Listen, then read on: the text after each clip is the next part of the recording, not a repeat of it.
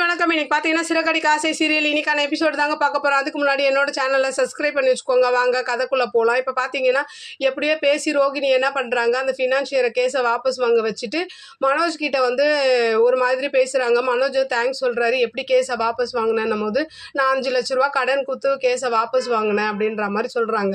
எங்கே போய் வாங்கினேன்னா நான் அங்கே எங்கே போய் வாங்கினேன்ற மாதிரி சொல்ல, நீ தான் மனோஜ் என்னோட லைஃபு, உனக்காக நான் எதையும் விட்டு கொடுக்க மாட்டேன் அப்படின்ற மாதிரி பேச, அப்போது வந்து முத்து என்ன சொல்கிறாருன்னா, அவளால் தாண்டா நீ கடங்காரனாவே ஆனேன், இப்போ என்னடா சென்டிமெண்ட்டாக பேசிகிட்டு இருக்க, போய் வண்டியில் ஏறுறான்ற மாதிரி சொல்லி வீட்டுக்கு கூட்டிகிட்டு வந்துடுறாரு.